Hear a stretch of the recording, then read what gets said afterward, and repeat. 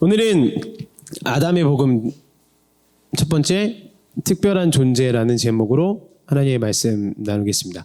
오늘부터는 이제 10주간 달려왔던 성령의 열매 설교를 마치고 창세기에 등장하는 중요 인물들을 통해서 우리가 배울 수 있는 이 복음의 모습에 대해서 함께 나눠보겠습니다. 제가 이 청년들하고 대화를 나누거나 이렇게 청년들의 모습을 딱 보다 보면 교회는 되게 열심히 다니는 것 같은데 복음이 뭐냐?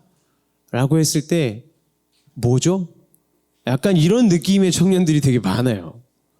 그래서 오늘부터는 좀 긴 시간 동안, 몇 주가 될지는 정확히는 모르겠지만 긴 시간 동안 뭐 아담과 노아와 아브라함과 이렇게 창세기에 등장하는 인물들을 통해서 우리가 좀 복음에 대해서 배워보는 시간을 가지려고 합니다. 제일 먼저 누구냐? 최초의 인류, 하나님의 손으로 직접 빚어서 창조하신 누구죠? 아담이죠. 예. 좋습니다. 오늘 왜 이렇게 반응이 좋죠? 예. 신나네요. 예. 아담. 예. 아담의 복음에 대해서 오늘 함께 나눌 건데요. 자, 누군가가 와가지고 성경이 뭡니까? 라고 물어보면 성경이 뭡니까? 라고 물어보면 뭐라고 대답하시겠어요? 네. 잘 모르시면 이렇게 대답하시면 됩니다. 기억하세요. 자, 성경이 뭡니까? 라고 물어보면 성경은 구원의 계시입니다. 이렇게 얘기하시면 아마 가장 정확한 정답일 겁니다. 그러니까 무슨 말이냐면 성경이 기록된 목적은 성경의 처음부터 끝까지 다 예수님께서 나를 구원하시기 위해 어떤 일을 하셨는가, 이걸 기록하고 있는 책이라는 거예요. 성경이라는 책이. 그러니까 성경이 뭐 어떻게 살아라, 이렇게 살아라, 저렇게 살아라 이걸 알려주는 게 아니라 성령의 열매 설교 때도 계속 얘기했었죠. 나를 위해 그렇게 사신 분이 있었다. 그분이 나를 위해 이런 일들을 하셨다라는 걸 알려주는 책이 성경이라는 겁니다. 그래서 성경을 읽고 저는 그러면 이제 이렇게 살아야겠군요. 저는 이렇게 살겠습니다. 이렇게 읽으면 잘못 읽는 거예요. 사실 이렇게 읽는 거는 탈무드를 읽는 거랑 다른 게 없습니다. 그죠? 그냥 보고서 느끼고 좋은 글, 이거 교훈이 있네? 나 이렇게 살아야지? 이거는 세상에 펼쳐져 있는 그런 교훈서들, 탈무서, 지혜서 이런 것들과 다를 게 없어요, 성경이. 이렇게 읽으면 안 되고 성경을 읽었을 때, 그분이 저를 위해서 이런 일들을 하셨군요. 저를 위해서 이런 일들을 감당하셨군요. 이렇게 말해야 이 성경을 제대로 읽은 거라는 거예요. 그래서 성경의 각 권들이 다 따로따로 존재하는 것 같지만 사실은 유기적으로 연결이 돼 있고 그 모든 연결이 그분의 스토리를 향해 나아가고 있다는 걸 우리가 알아야 됩니다. 성경의 맨 앞에 있는 5권을 이제 모세가 쓴 모세오경이라고 얘기를 해요. 창세기, 출애굽기, 레위기, 민수기, 신명기, 이렇게 5개를 모세오경이라고 합니다. 이게 원래 하나의 책이었어요.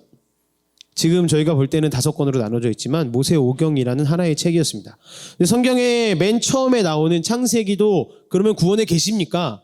아까 성경이 구원의 계시라고 하셨는데 그러면 예수님이 태어나기 훨씬 전에 쓰여졌던 이 창세기도 성경의 계시, 구원의 계시입니까? 창세기도 예수님을 가리키고 있습니까? 창세기는 그냥 태초, 천지, 창조, 아담 얘기 아닌가요? 아닙니다. 창세기도 마찬가지로 하나님의 그 하나의 얘기를, 예수님이라는 그분의 얘기를 나타내고 있다는 거예요. 창세기 1장도 성경의 전체적인 구원의 계시 속에서 바라볼 수 있다는 겁니다. 특별히 이 창세기 1장이 뭘 다루고 있냐면 특별함이라는 것에 대해 다루고 있어요. 특별함. 내가 왜 특별한지, 이 땅이 왜 특별한지. 그러니까 특별하다는 건 의미가 있고 뭔가 가치가 있다는 얘기인데 그럼 내 인생은 왜 의미 있고 왜 가치 있습니까? 이걸 설명해주고 있다는 거예요. 근데 성경에서 말하는 이 설명 방식이 지금 우리가 사회에서 듣고 있는, 사회에서 우리한테 말하고 있는, 세상에서 나에게 주고 있는 내가 특별한 이유와는 많이 다르다는 겁니다. 성경에서 말하고 있는 게. 그래서 이 시대의 생각과 성경이 어떻게 충돌을 하고 있는지 3가지로 나눠서 살펴볼 겁니다. 첫 번째는 성경이 말하는 특별함.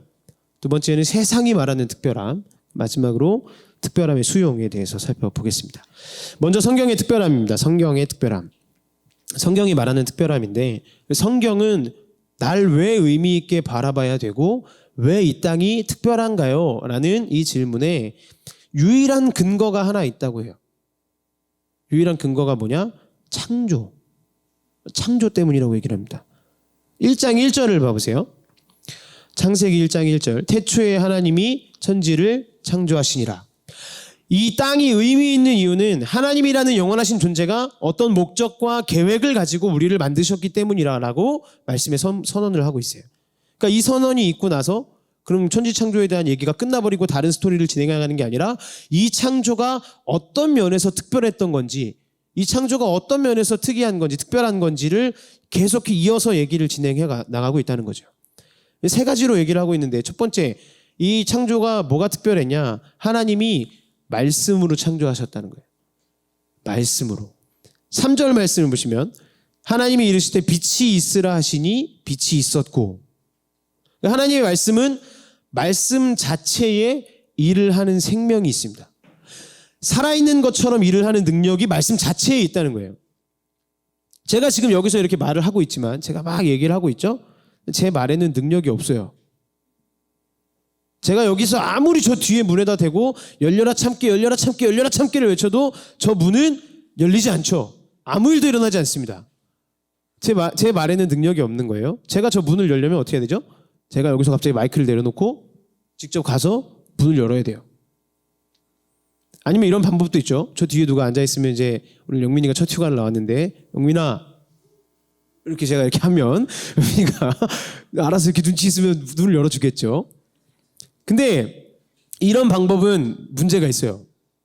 이런 방법은 문제가 있어요. 뭐냐면 제가 만약에 직접 가서 문을 열려면 가는 데까지 시간이 너무 오래 걸리고, 또 만약에 제가 이렇게 누군가한테 시켜서 문을 연다고 하면 제가 명민이야 뭐 이렇게 할 수 있겠지만, 제가 저기 뒤에 계신 광표 형제님께 이렇게 하면, 네, 광표 형한테 제가 이렇게 하면, 네, 네가 뭔데 나한테 문을 열냐 이런 생각이 들 수 있잖아요.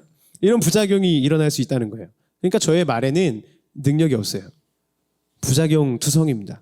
그런데 하나님은 누군가를 시켜서 열게 한 것도 아니고 저한테 직접 가서 문을 열라고 하시지도 않으셨어요. 그냥 빛이 있으라 라고 했는데 그 말씀 자체에 인격적으로 살아있는 무언가가 있었다는 겁니다. 말씀 자체가 일을 한다는 거예요. 말씀 자체가 빛을 만들고 말씀 자체가 문을 연다는 거죠. 이게 하나님의 말씀이 살아있다는 말의 뜻입니다. 그리고 의도적인 반복을 통해서 지금 창세기 저자가 말하고자 하는 바가 뭐냐면, 하나님의 말씀은 분명히 계속해서 그대로 다 이루어진다. 반복적인 표현을 통해서 지금 얘기를 하고 있어요. 7절 말씀을 보세요. 하나님이 궁창을 만드사 궁창 아래의 물과 궁창 위의 물로 나뉘게 하시니 그대로 되니라. 이 그대로 되니라라는 표현을 창세기 1장에 계속 사용합니다. 9절 말씀, 하나님이 이르시되 천하의 물이 한 곳으로 모이고 묻이 드러나라 하시니 그대로 되니라. 일부러 지금 이 그대로 되니라라는 표현을 계속 사용하고 있다는 거예요. 말씀이 임했다, 그대로 됐다. 말씀이 어떻게 임했다, 딱 그대로 됐다. 하나님의 말씀이 살아있는 인격이라서 계속해서 말씀만 하면 그대로 이루어지는 것이다. 이것을 반복해서 일부러 강조하고 있다는 겁니다. 그럼 이 살아있는 말씀이 누구냐? 이 인격적으로 살아있는 말씀이 누구냐? 나중에 이 땅에 이 사람의 몸을 입고 우리에게 오셨던 예수님, 예수 그리스도, 육의 몸을 입기 전에 살아있는 말씀으로 계셨던 예수 그리스도의 영이라는 겁니다. 예수님이 하나님의 말씀이셨다는 거예요. 두 번째 특징은 뭐냐? 하나님의 창조는 완벽했다는 거예요. 완벽했다. 하나님이 처음에 하늘과 땅을 창조하셨을 때는 흑암이 깊음 위에 있고 흑암이나 깊음 같은 것들이 있었어요. 그렇죠? 그리고 완벽하게 완성되기 전에 어둠들이 있었습니다. 그리고 하나님의 영이었던 성령 하나님은 그것을 이제 다 덮고 계셨어요. 수면 위에 운행하셨다, 이게 그런 의미예요. 그 어둠들을 다 덮고 계셨다는 의미인데, 2절 말씀을 보시면 땅이 혼돈하고 공허하며 흑암이 깊음 위에 있고 하나님의 영은 수면 위에 운행하시니라. 그러니까 여기서 공허하다란 말이 나오죠. 땅이 혼돈하고 공허하다. 공허하다는 말을 히브리어로 뭐라 그러냐면 토후라고 해요. 토후. 이 단어를 기억해 보세요. 토후. 뒤에 일부러 이걸 다른 단어랑 연결시키는데, 그러니까 맨 처음 이 세상이 창조되었을 때는 흑암과 깊음이 있었어요. 흑암과 깊음이 창조됐었는데 하나님의 말씀으로 빛이 있으라, 뭔가 광명체가 있으라 라고 말씀하시니까 어떻게 됐어요? 4절 말씀에 빛이 하나님이 보시기에 좋았더라. 이 좋았다라는 히브리어 단어는 뭐냐면 토부입니다. 아까 공허함은 토후라 그랬죠? 좋았더라는 토부예요. 토부. 하나님의 창조가 완성되기 전에는 토후, 그냥 공허함이었어요. 완성되기 전에는 그냥 공허함만 있었습니다. 그런데 하나님의 말씀을 통해서 어떤 일이 벌어지냐? 토후가 토부가 됐습니다. 좋아진 거예요. 이게 그냥 좋아 뭐 이런 좋은 게 아니에요. 그런 느낌의 좋아가 아니라 여기서 이 좋다는 뜻은 무슨 말이냐면 완벽하다라는 말이에요. 완벽하다. 더 이상 할 게 없다. 모든 게 완성됐다. 이런 뜻입니다. 그래서 하나님의 말씀은 어떻게 작용을 하는 거냐면 하나님의 말씀이 우리에게 임하면 우리 안에 있는 토후가 토부가 된다. 이게 하나님의 말씀이 작용하는 방식이에요. 공허함이 채워지고 아직 완성되지 않았던 것들이 완성되고 하나님의 말씀은 이런 능력을 가지고 있다는 겁니다. 완성시키는 능력이 있어요. 그래서 하나님께서 이 땅을 완벽하게 창조하셨기 때문에 인간이 진화를 통해서 먼지였다가 점점 더 완벽한 동물로 완성되어 간다. 성경은 그것을 지지하지 않는다는 거예요.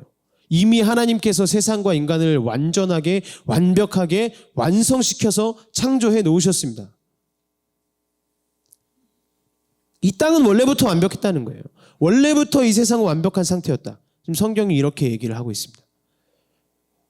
세 번째 특징이 뭐냐면 목적이 있었다는 거예요. 하나님의 창조에는 목적이 있었다. 창세기 1장을 깊이 있게 읽다 보면 이 창세기의 저자가 점점 어떤 한 곳으로 집중해 나가기 시작한다는 걸 알 수 있어요. 천지를 창조하셨습니다 하고 천지 얘기만 하는 게 아니라 뭘 창조했고 뭘 만들었고 이런 얘기만 하는 게 아니라 점점 그 초점을 어느 하나로 좁혀 들어가고 있는데 어디로 좁혀 들어갈까요? 사람에게로 좁혀 들어갑니다. 우리 1장 26절 말씀을 다 같이 읽어볼까요? 1장 26절입니다. 시작. 하나님이 이르시되 우리의 형상을 따라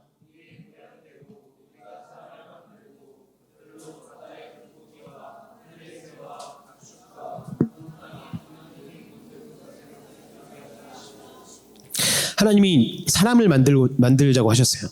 사람을 만들어야겠다. 그러니까 이 사람으로 점점 창세기 1장이 집중해 가는데 이상한 특징이 있습니다.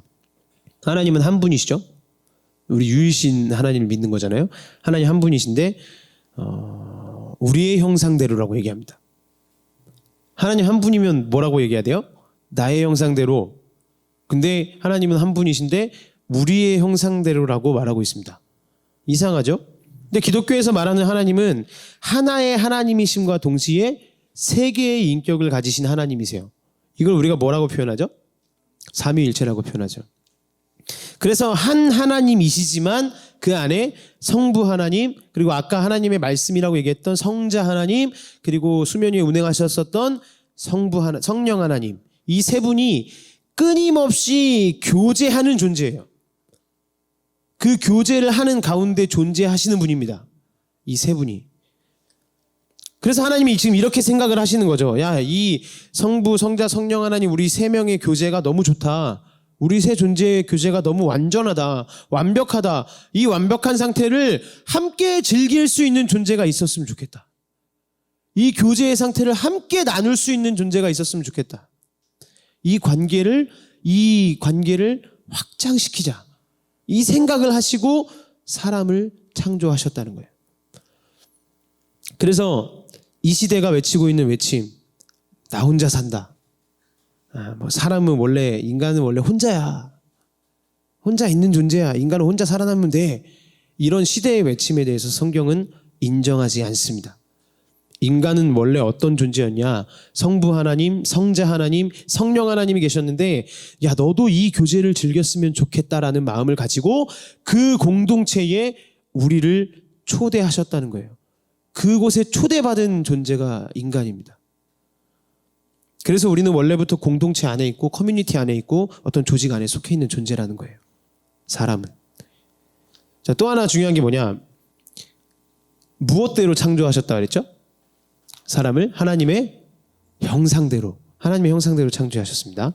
아들이 아버지를 닮는 것처럼 우리는 하나님을 닮았다는 얘기예요. 이게 왜 중요하냐? 이 창세기가 쓰여지고 퍼졌을 당시 그 고대 왕국에선 어떤 사람한테 당신은 하나님 같은 사람입니다. 당신은 하나님 닮은 사람입니다. 라고 말할 수 있는 사람은 딱 한 사람밖에 없었어요. 누굴까요? 왕밖에 없었습니다. 당신은 하나님 닮은 사람이에요. 이 얘기를 할 수 있는 게 왕밖에 없었어요. 왜냐하면 왕만이, 그 고대 왕국의 시대에는 이 왕만이 유일하게 하나님과 동일시됐습니다. 왕만 하나님 같은 사람이에요.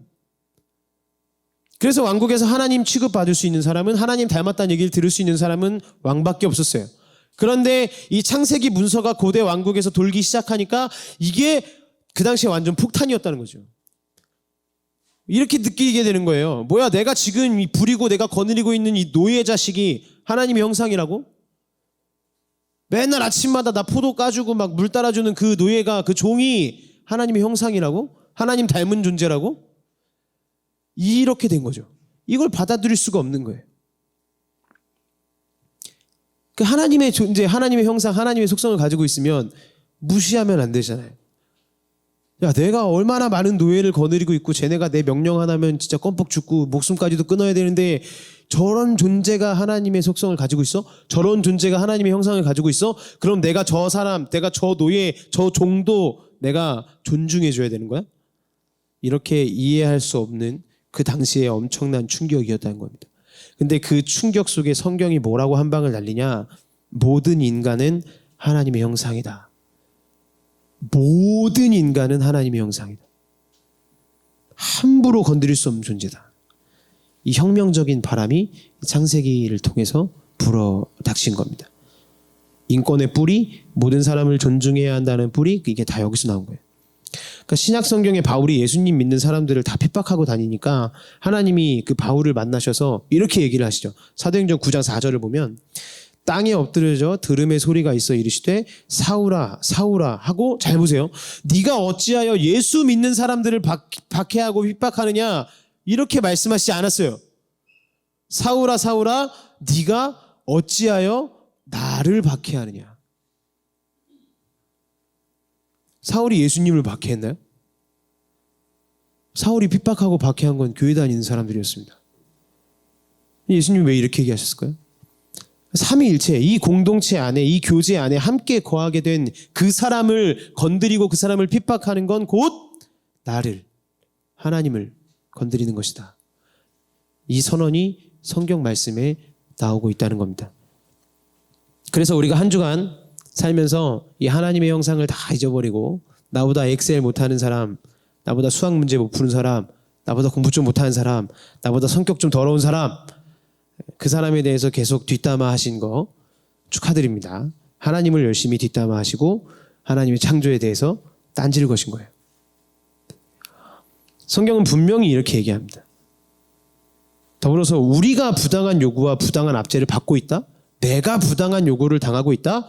이건 우리를 건드리는 게 아니라, 나를 건드리는 게 아니라 우리 안에 있는 하나님의 형상, 하나님을 건드리는 거라는 거예요. 전사님, 뭐 인간 존중 이런 건 그냥 이 근대에 나온 얘기 아닙니까? 근대의 교육학자들이 막 계몽되고 깨어나면서 이래서 나오고 시작된 거 아닙니까? 이렇게 질문할 수 있는데, 인권을 연구하는 사람들이 공통적으로 말하는 게 뭔지 아세요? 모든 인권의 개념은 중세 기독교인들이 철저하게 인권의 뿌리를 연구하면서 성경으로부터 나왔다고 얘기를 합니다. 기독교적인 가치관이 없다면 인간을 존중해야 될 이유가, 이 실력도 없고 못생기고 자격도 없고 재산도 없고 막 이런 사람들이 존중받아야 될 이유를 찾을 수가 없다는 거예요. 기독교적인 가치관이 없다면. 다른 학문들에서는, 다른 종교들에서는 왜 저 실력 없는 사람도, 왜 못 배운 사람도 우리가 존귀히 여겨야 되고, 왜 나보다 연봉이 작은 사람도, 학대받는 저 사람도 내가 함부로 대할 수 없는지, 진화론 막 이런 세상 뭐 과학적인 것들로 배울 수 있는 그런 학문들에서는 그 이유를 도저히 찾을 수가 없다는 거예요. 기독교적인 세계관에서만 그 이유를 찾을 수 있답니다. 오직 창세기에만 답이 있는 거예요. 인간은 하나님의 형상이다. 네가 사무실에서 함께 일하는 그 사람, 아무리 폭군이고 너를 힘들게 하고 너를 압박하고 너를 압제를 가해도 그 사람은 존귀히 여김을 받아야 된다. 더불어서 너도 압제받을 수 없다. 그래서 너가 부당한 요구를 받을 경우에는 정당한 요구를 해야 된다. 이 권리가 어디서 나오냐? 다 성경에서 나왔다는 겁니다. 그래서 오늘 성경은 창세기 1장에서 창조가 얼마나 위대하냐, 창조의 특징과 동시에 인간의 창조가 얼마나 위대한 것이냐, 그 유일한 근거가 인간은 하나님의 형상이라는 것이라고 얘기하고 있습니다. 두 번째로 살펴볼 것은 세상이 말하는 특별함인데요. 그러면 성경이 말하는 특별함과 세상이 말하는 특별함은 어떻게 다르냐? 하나님의 형상을 닮았다는 말을 막 하면 요즘 사람들이 별로 듣기 싫어해요. 그것이 가치 있게 느껴지지 않습니다. 여러분은 어떠세요? 제가 여러분한테 하나님의 형상을 닮으셨습니다. 대박, 축복합니다. 이렇게 하면 여러분들이 막 그게 가치 있게 느껴지나요? 저한테 자꾸 하나님 닮았다고 막 하나님 닮았기 때문에 내가 특별하다고 막 얘기 좀 하지 마세요. 괜히 이 하나님 들먹이면서 저를 막 위로하려고 하지 마세요. 제 인생이 되게 힘든데, 제 인생은 너무 힘들고 지치는데 꼭 교회만 가면 뭐 하나님이 너와 함께 하실 거야. 너는 하나님의 형상이야. 막 축복송 불러주고 막 너는 그리스도의 막 소름 끼쳐 죽겠다는 거죠. 이런 얘기들을 많이 한다는 거예요. 문제는 사람이 하나님을 떠나더라도, 사람이 하나님에게서 벗어나더라도 왜 나는 특별하고 왜 나는 존귀한 사람인지를 찾고 싶어하는 본능적인 마음이 있다는 겁니다. 그 본능이 사람한테는 다 있어요. 그래서 하나님을 떠나더라도 계속 그것을 찾아가는 거예요. 하나님이 아닌 특별한 대상에서 나의 특별함을 찾습니다. 어떤 또 다른 특별한 대상에서 나의 특별함을 찾아요. 몇 년 전에 정의란 무엇인가 책이 굉장히 유행을 했죠.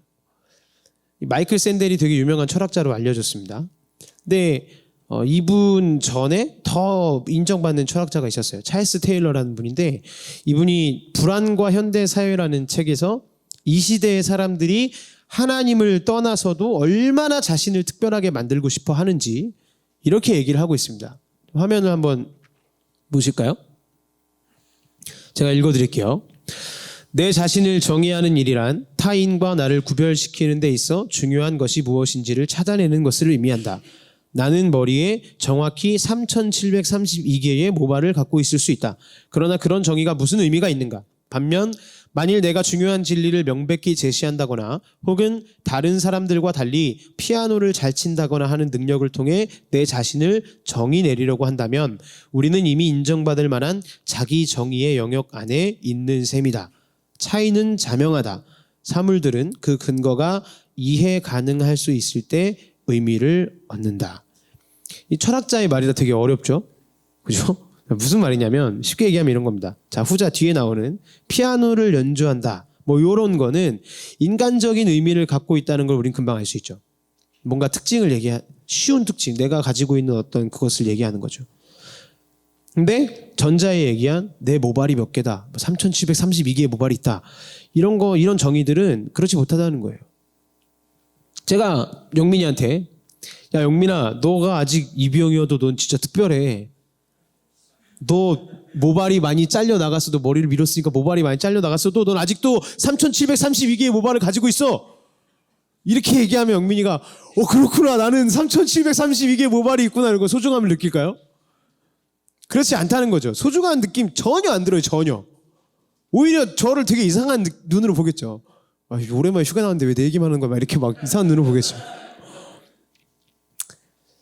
자, 근데 제가 이렇게 얘기하지 않고, 야, 영민아, 너 진짜 성품이 진짜 좋은 것 같아. 너 되게 온유하고 착하고, 야, 훈련도 잘 버틴 것처럼 이렇게 막 밝은 얼굴이고 되게 여유가 있어.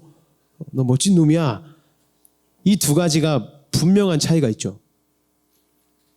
둘 다 어떤 특징을 얘기했습니다. 한 특징을 얘기했어요. 모발이 많다.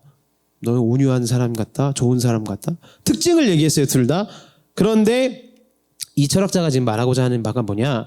뭐라고 말하느냐가 중요한 게 아니고 그를 칭찬하고 있는 이유가 뭐냐? 거기에 나의 소중함이 들어있다는 거예요. 그 사람이 듣고 싶은 얘기를 해줘야 되는데 그 사람이 듣고 싶은 얘기는 뭐냐? 내가 특별해지는 걸 듣고 싶다는 거예요. 내가 특별해지는 거.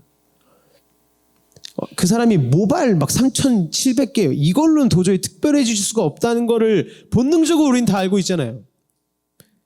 그런데 우리가 기분 좋아질 때를 생각해 보면 이 모발 많은 뭐 이런 게 아니라 나한테 말해줄 수 있는 무언가 칭찬. 나 되게 성품 좋은 사람이래요. 나 되게 착한 사람이래요. 나 되게 좋은 놈이래요. 아마 영민이 오늘 집에 가서 막 혼자 좋아할 거예요. 막.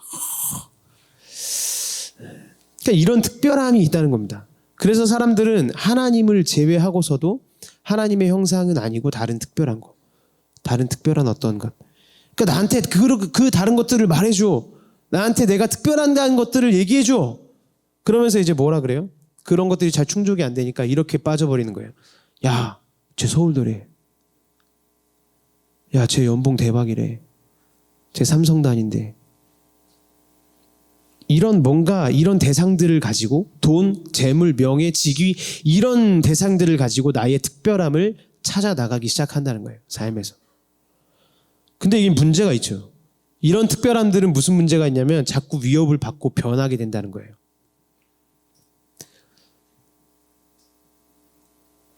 여러분들이 엄청 피곤해 하시니까 제 얘기를 한번 해보겠습니다. 제가 어저께만 내일도 군대 얘기 나오나요? 질문을 6번을 들었는데 오늘은 군대 얘기 아니고 학교 다닐 때 얘기를 해보겠습니다. 제가 대학원을 다닐 때요. 저희 학교 대학원은 이제 차수로 따져서 6차까지 3년 과정을 다니는 거거든요. 6차까지 있는데 제가 3차 때, 그러니까 학년으로 따지면 2학년 1학기 때죠. 3차 대학원 때 성적이 꽤 잘 나왔습니다. 4.5 만점에 4.38이 나왔어요. 장난 아니죠? 이 정도면 뭐, 그럼 제가 마음속으로 막 생각을 합니다. 야, 내 주위에는 나보다 더 잘하는 사람 없겠다. 우쭐해진 거죠. 우쭐해졌어요. 그래서 이제 학기가 끝났으니까 4차 학기 뭐 이렇게 여름 사역 잘 하고 4차 학기를 시작했습니다. 밥을 먹는데 저희만 어떤 전도사님이 지나가면서 저한테 이렇게 얘기해요. 전사님, 우리 반에 4.5 있대요. 4.5. 올 에이플. 와. 제가 아무것도 신경 안 쓰는 척 했어요. 아, 그래요? 밥 먹었습니다. 이제 밥 다 먹고 물을 마시고 조용히 제 차로 가는 길에 마음이 자꾸 불편한 거예요. 마음이 막 불편해져요. 아무렇지 않은 척, 그렇구나 하고 제가 넘어갔는데 그 순간에 제가 뭘 느꼈냐. 그 차로 터덜터덜 걸어가면서 뭘 느꼈냐. 내 인생이 참 무의미하다. 왜 그렇게 느꼈을까요? 그러니까 4.5도 있는데 나는 뭐냐는 거죠. 내가 저도 모르게 저의 특별함을 어느 정도 나의 성적에서 찾고 있었다는 겁니다. 내가 이 대학원에서 특별한 거, 내가 어느 정도 지성이 있다. 내가 성실함도 있다. 그래서 내가 열심히 공부를 했더니 좋은 결과가 나왔다. 야, 4.38, 와, 대박이다. 이 정도면 짱인데. 그러니까 다른 사람들보다 내가 좀 특별한 것 같아. 다른 사람들 막 3.8, 막 3.5, 막 F 맞고 막 이럴 때 나는 4.38 맞았어. 우와! 다른 사람들보다 내가 꽤 특별하다는 사람 같다는 느낌을 성적을 통해서 받고 있었던 거예요. 그러다가 4.5가 등장하니까, 그 4.5 전도사님이 등장하니까, 지금 목사님 되셨는데 4.5 목사님이 등장하니까 내 인생의 붕괴가 시작됐다는 거예요. 나는 성적으로는 특별해질 수가 없구나. 나는 내 성적으로는 특별해질 수 없는 사람이구나. 그러면 이제 그 다음에 사람이 뭘 할까요? 어떻게 될까요? 내가 그러면 그 성적으로 그 사람을 뛰어넘던지, 다음번 시험에 내가 4.5를 맞아버리던지, 아니면 이렇게 되죠. 너 4.5야? 그래, 나 4.38. 내가 너보다 좀 공부를 못하는 것 같아. 내가 너보다 노래는 잘하는데. 이렇게 되는 거예요. 재수 없죠? 그러니까 이렇게 끊임없이 자신의 특별함을 다른 무언가에서 찾아간다는 거예요. 그러다 결국 지쳐버리는 거죠. 계속 그렇게 특별함만 찾다가 지쳐요. 언제 나는 서울대 가고, 언제 나는 좋은 연봉 받고, 언제 나는 좋은 직장 취직하고, 4.5는 될 수도 없을 것 같으니까 지치고. 이게 우리의 인생이라는 겁니다. 그래서 요즘 시대 사람들의 목표가 어떻게 바뀌냐면 약간 자기 합리화를 해요. 어떻게 변할까요? 야, 자꾸 그렇게 막 특별한 데서 뭔가를 찾으려고 하지 마. 자꾸 뭐 너의 막 성적 4.5 만점 받고 좋은 연봉 받고 좋은 직장 들어가고 서울대 가는 거, 여기서 네가 이 특별함을 찾으려고 하지 마. 네가 스스로 선택했다는 게 중요한 거야. 학점이 몇 점이고 연봉이 얼마고 이런 게 중요한 게 아니라 너가 주체적으로 너가 생각해서 스스로 네가 결정했어. 이게 특별한 거야. 그러니까 그걸 즐겨. 이 세상 사람들이 이제 이렇게 말하기 시작합니다. 나는 서울대여서 특별한 것도 아니고 나는 연봉이 많은 괜찮은 직장에 들어가서 특별한 것도 아니라는 거죠. 당신 스스로 선택했기 때문에 당신은 귀한 사람입니다. 이렇게 말한다는 거예요. 근데 아까 말했던 철학자 찰스 테일러가 이 말이 얼마나 바보 같은 말인지를 이렇게 표현을 합니다. 한번 보실까요?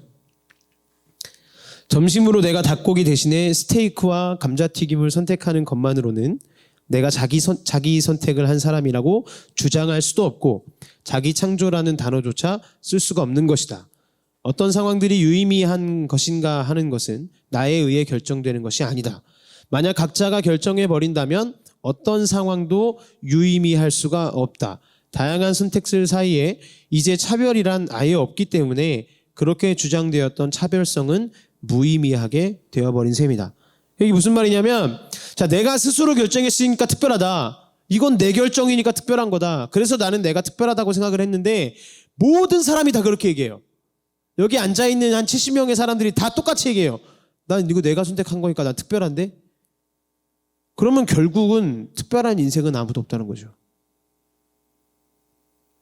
찰스 테일러가 지적하는 게 바로 이거예요.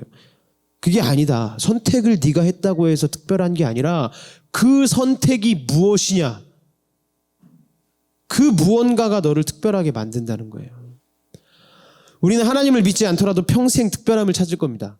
여기서 교회를 떠나신 누가 있더라도 평생토록 그 삶에서 특별함을 찾을 거예요.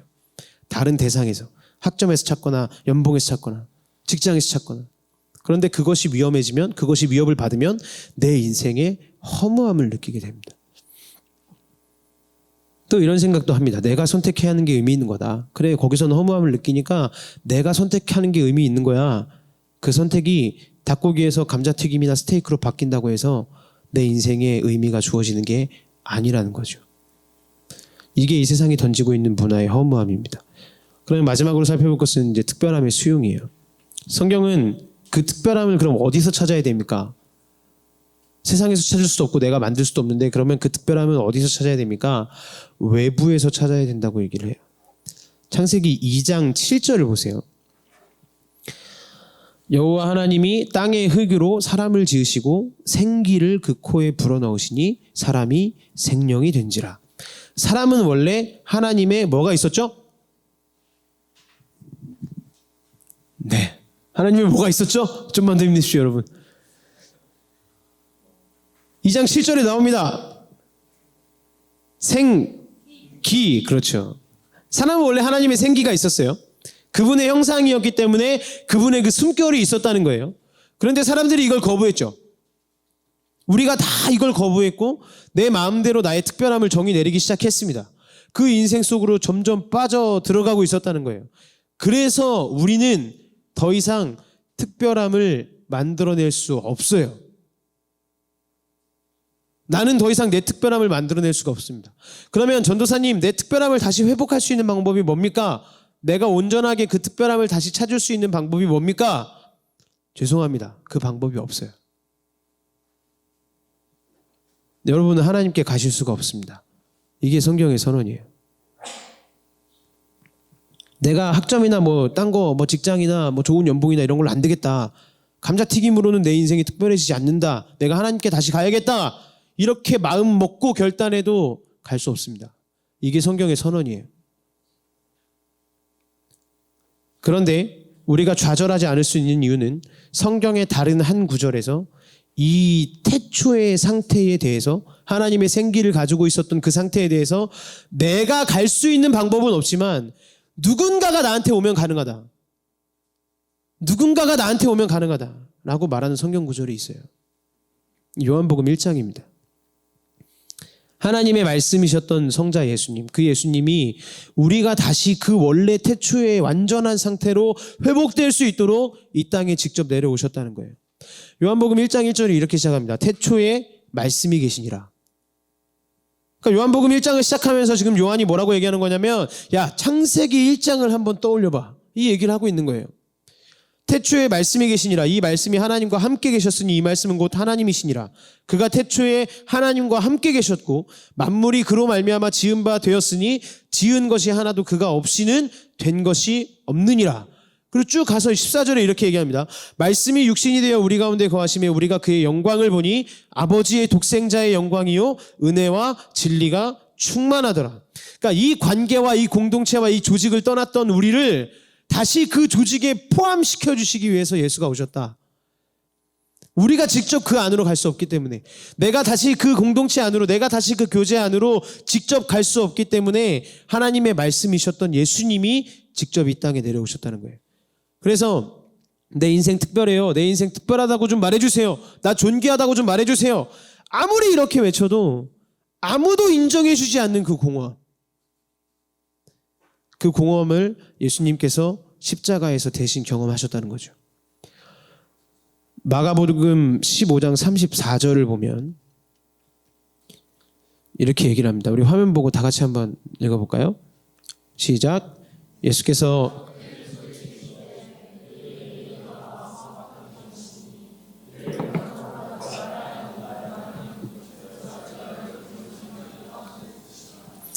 자, 나의 하나님, 나의 하나님, 예수님이 막 간절하게 외치세요. 답이 없어요. 하나님의 대답이 없습니다. 왜 대답이 없었을까요? 특별하지 않았거든요. 십자가에 달리신 예수님이 특별하지 않았거든요.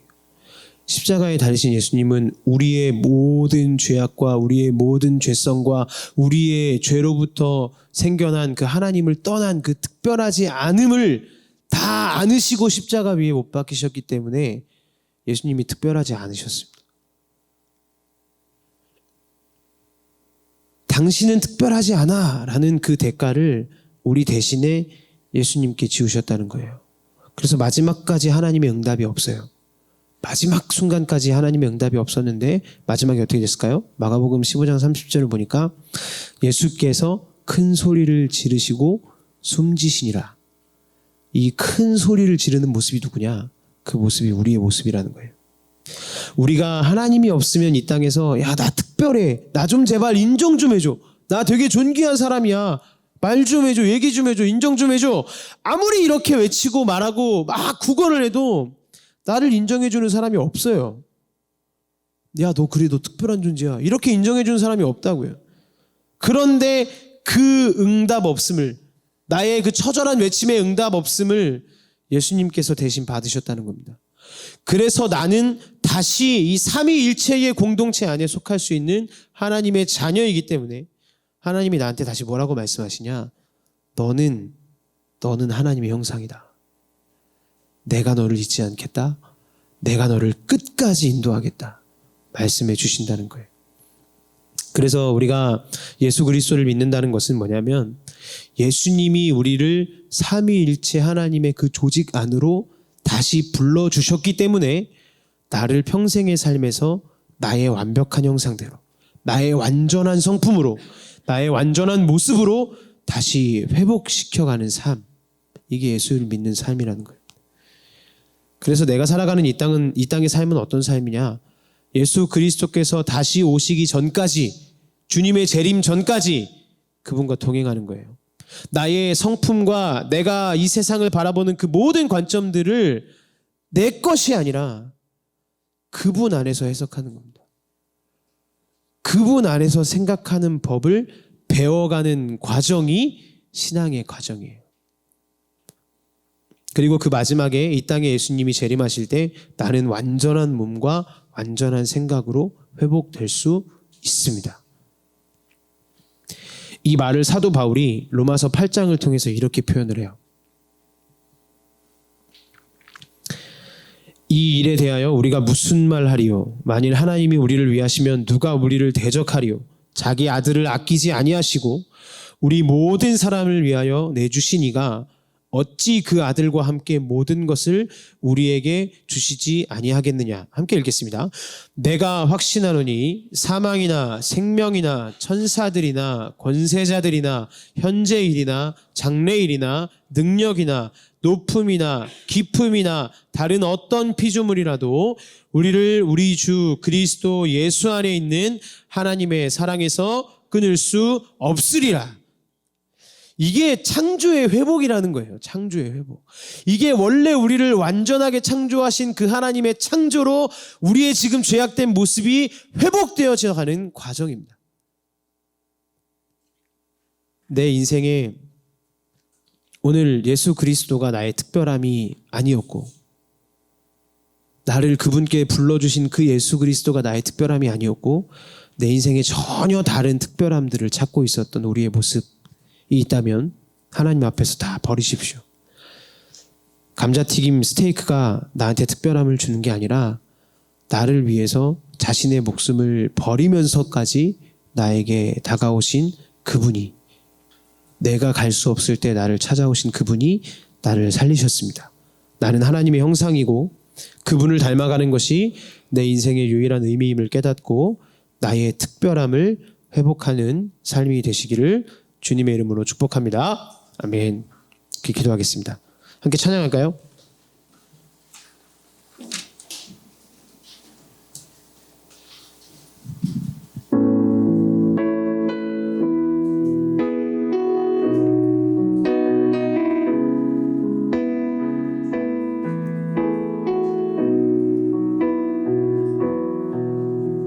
나를 지으신 주님,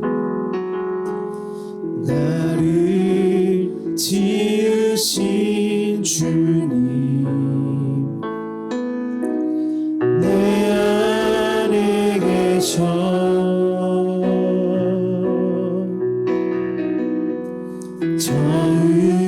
처음부터 내 삶은 그의 손에 있었죠.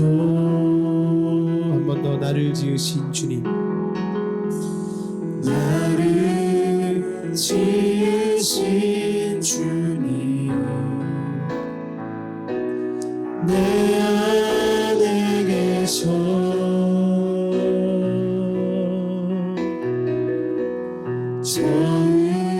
처음부터 내 삶은 그의 손에 있었죠.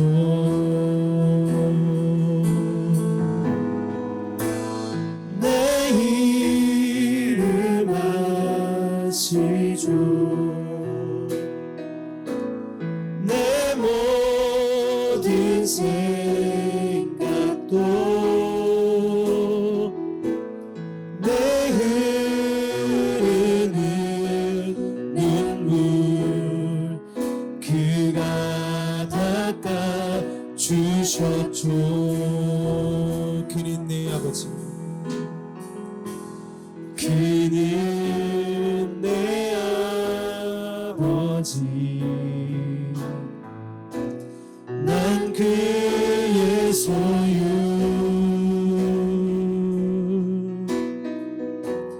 내가 어딜 가든지 날 떠나지 않죠.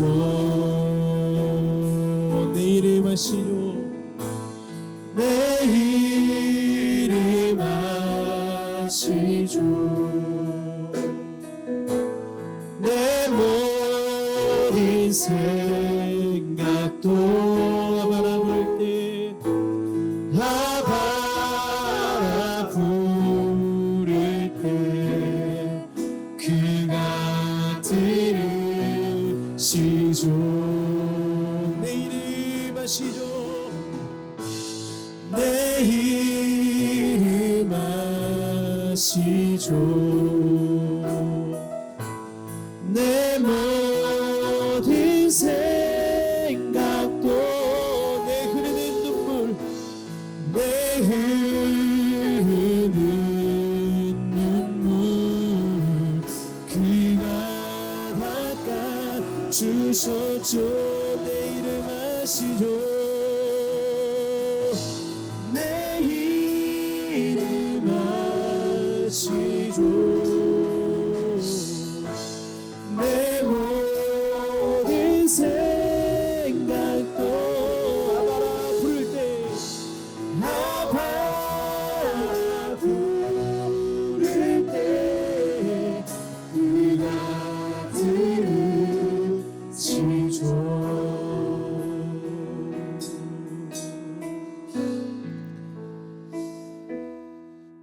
우리 시간 말씀을 기억하며 우리의 삶을 돌아보고 함께 기도합시다. 여러분이 이 세상 그 무엇과도 바꿀 수 없는 특별한 존재임을 믿으십니까? 이것이 성경의 처음부터 끝까지 외치고 증언하고 말하고 있는 복음의 사실입니다. 너는 하나님의 형상이다.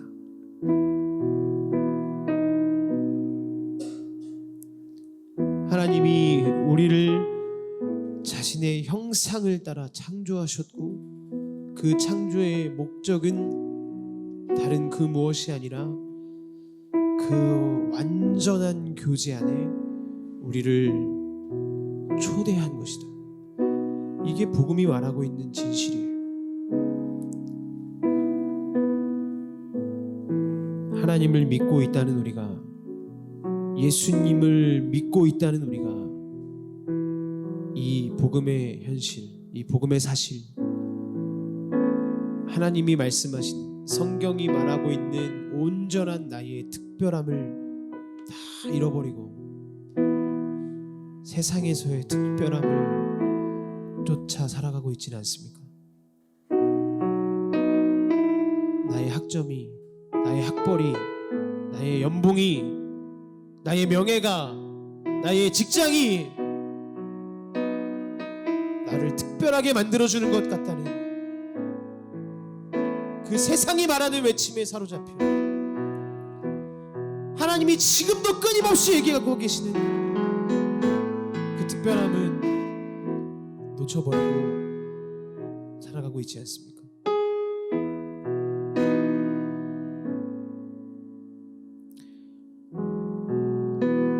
하나님이 우리를 위해서 그래야 하실 이유가 하나도 없었습니다. 우리가 하나님한테 무슨 도움이 되죠? 우리가 그 예수님께 뭘 드릴 수 있죠? 우리는 아무것도 할 수 있는 게 없어요. 우리는 아무것도 드릴 수 있는 게 없습니다. 우리는 그 어떠한 것도 지불할 수 있는 게 없어요.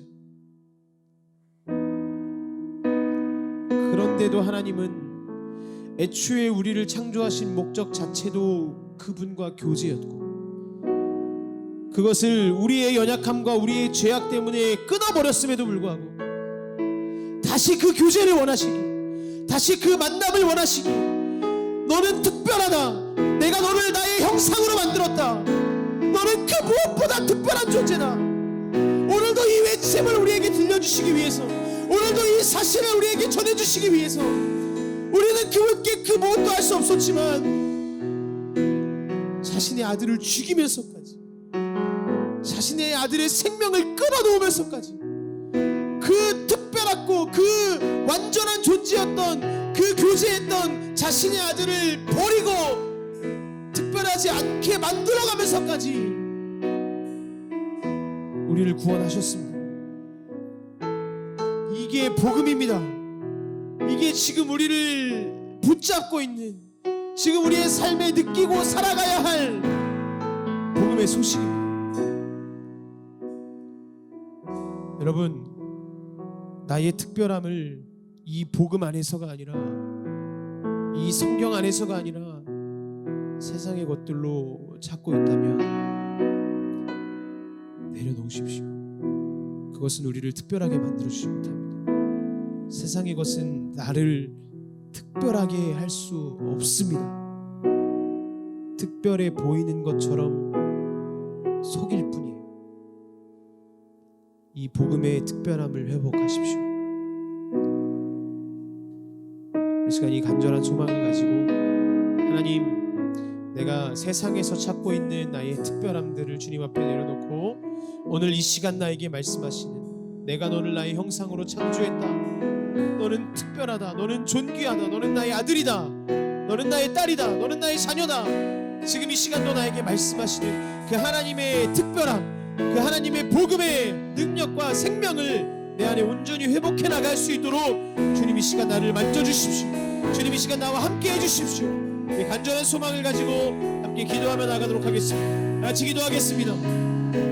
하나님, 하나님 이 시간 기도하며 나갑니다. 주님 이 시간 우리의 마음을 주님께 얹어드리는 우리의 삶을 돌아보며 기도합니다. 하나님 내 삶 가운데 내가 어떠한 특별함으로 나를 생각하고 바라보고 있습니까? 나의 특별함은 어떠한 모습입니까?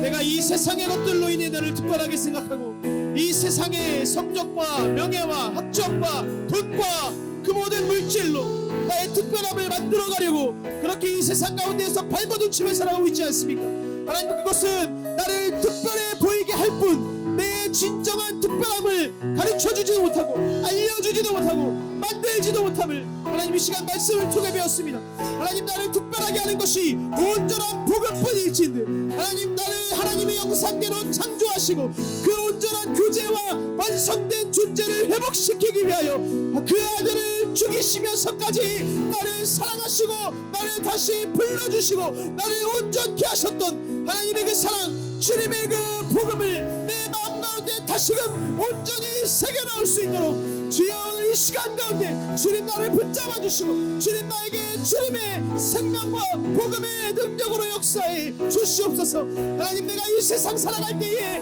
이 복음의 능력을 붙잡고 이 복음의 생명을 붙잡고 온전히 나의 안에 있는 특별함을 회복하여 하나님의 자녀로 세상 가운데 살아가며 주님의 형상으로 이 세상을 온전히 이겨나갈 수 있도록 주여 아버지 하나님 나의 마음을 붙잡아 주시고 아버지 하나님 형상을 회복해 나갈 수 있도록 주님 나를 붙잡아 주시옵소서. 하나님 간절한 마음 하나님 이 시간 말씀을 통해서 내가 어떤 존재인지 내가 왜 특별한지 그 복음의 소식을 들었습니다. 나를 하나님의 형상으로 창조하셨고 깨어진 그 모습 가운데 다시 나를 초청하시기 위해 다시 나를 그 교제 안으로 불러주시기 위해 다시 나를 완성된 창조의 회복으로 불러주시기 위해 자신의 아들을 죽이면서까지 나를 사랑하셨던 그 하나님의 사랑이 지금도 너는 특별하다, 너는 하나님의 형상이다, 너는 존귀하다, 너는 내 자녀이다 말씀하고 계신 그 하나님의 음성을 날마다 듣고 기억하고 의지할 수 있도록 하나님 우리와 늘 함께하여 주시옵소서. 우리가 이 세상에서 나의 특별함을 찾고 있다면 이 세상의 것들로 내가 특별함을 인정받아야 된다고 그렇게 세상의 것들을 쫓고 있다면 세상의 성적과 학위와 명예와 물질과 그 모든 것들은 나의 진정한 특별함을 찾아줄 수 없음을 온전히 깨닫게 하시고 이 복음의 특별함만이 나의 진정한 특별함을 찾아줄 수 있는 유일한 방법임을 깨달을 수 있도록 하나님 이 시간 영적인 지혜를 부어 주시옵소서. 더 이상 세상의 특별함에 목매어서 인생을 지치고 넘어지고 쓰러지면서 그렇게 좌절하며 살아가지 않기를 원합니다. 인생에서는 넘어지고 쓰러질지라도 나를 향하신 나의 온전한 특별함을 향하신 하나님의 그 사랑이 있기에 하나님의 그 복음이 있기에 하나님의 그 선언이 있기에 내가 내 인생에서 넘어지고 쓰러져도 다시 일어나서 온전히 내 삶을 걸어갈 수 있음을 믿음으로 선포하오니 하나님 내 삶을 온전한 복음의 특별함으로 살아갈 수 있도록 주님 나를 붙잡아 주시옵소서.